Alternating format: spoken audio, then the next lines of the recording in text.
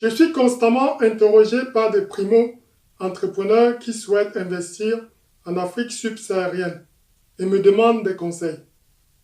Voici les histoires de 4 entrepreneurs qui ont réussi à atteindre une indépendance financière grâce à des investissements ciblés dans certains secteurs d'activité. Ces 4 exemples sont issus de nos expériences personnelles. Bonjour, je suis Prince Tenkam. Je conseille les sociétés dans l'élaboration et la concrétisation de leurs projets d'entreprise dans le monde et notamment en Afrique. Le premier exemple est la vente de portables low cost en Afrique de l'Ouest.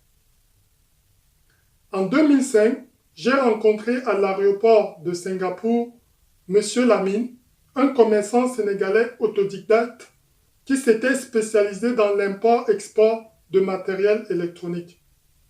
Il achetait notamment les portables low cost, pas chers en Chine, dans la région de Shenzhen pour les revendre en Afrique de l'Ouest. Je lui fis remarquer que ces portables n'étaient pas de bonne qualité. Mais M. Lamine m'expliqua que le besoin fondamental de ses clients était de pouvoir communiquer avec leur famille et leurs proches. N'ayant pas de téléphone fixe à domicile, grâce à ces portables low cost, avec un rapport qualité-prix défiant toute concurrence, un grand nombre de personnes avaient accès à un portable et pouvaient ainsi passer des messages essentiels à leur famille à tout moment.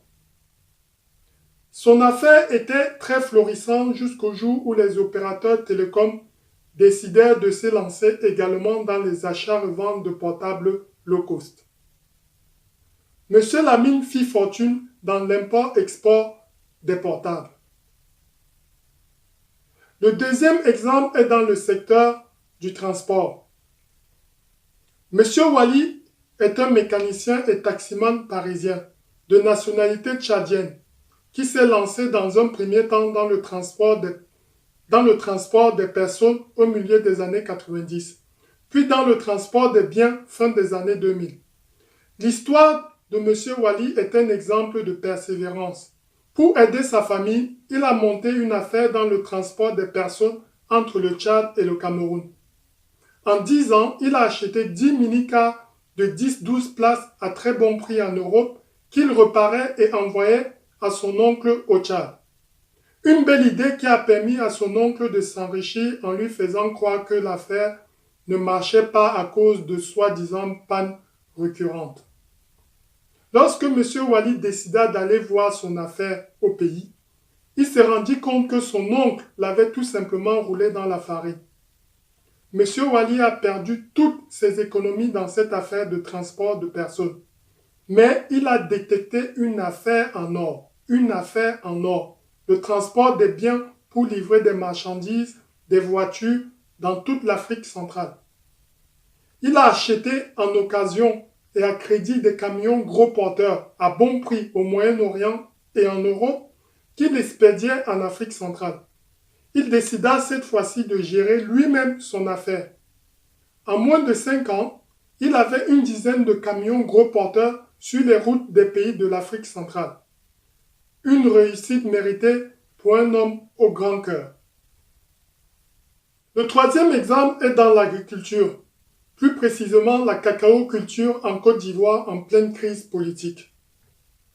Serge était un cadre financier en Occident en 2008. Avec l'aide de son père, cultivateur de cacao, il avait au préalable acheté plus de 30 hectares de terrain pour cultiver le cacao. Tout le monde a déconseillé à Serge de quitter son emploi pour aller vivre comme un agriculteur en Côte d'Ivoire, qui était alors en pleine crise politique. Malgré tous ces problèmes, il garda la foi en son projet. Les résultats en termes de production ont été tout simplement bluffants.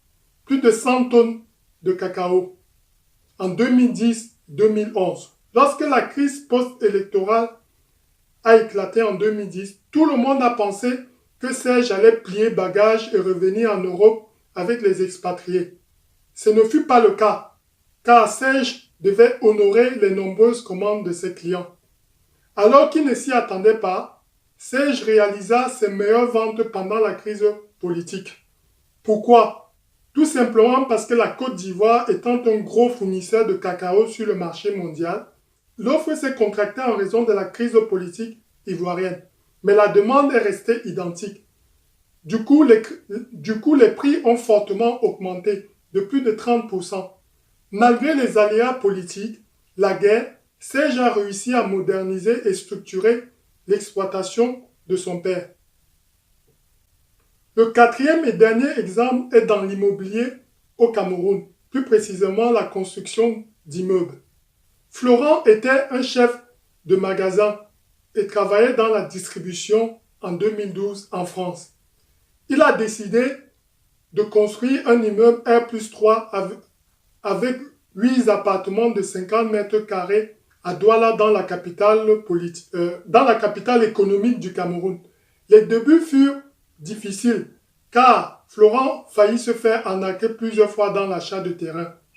Le terrain qu'il voulait acheter avait été vendu à plusieurs personnes. C'est un géomètre qui lui expliqua la supercherie et lui prodigua des conseils simples mais efficaces pour éviter les arnaques lors de l'achat des terrains. Florent a acheté un autre terrain en bonne et due forme et s'est lancé très rapidement dans la construction de son immeuble R+3. Florent était présent sur son chantier à chaque grande phase de la construction de son immeuble, notamment les fondations et les constructions de dalles. À l'heure où je vous parle, il a lancé la construction d'un immeuble R+5 à Yaoundé, la capitale politique du Cameroun. Tous les appartements de son immeuble de Douala sont loués et il a créé une société immobilière pour gérer ses immeubles. Qu'est-ce qu'on peut dire en conclusion?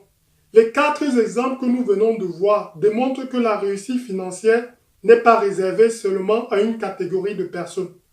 Tout le monde peut y arriver, mais il faut croire à son destin et avoir la foi à son projet. Merci pour votre écoute. Dites-moi dans les commentaires vos premiers business en Afrique. Je vous invite à vous abonner à notre chaîne pour être informé librement de la sortie de nos prochaines vidéos. Excellente continuation.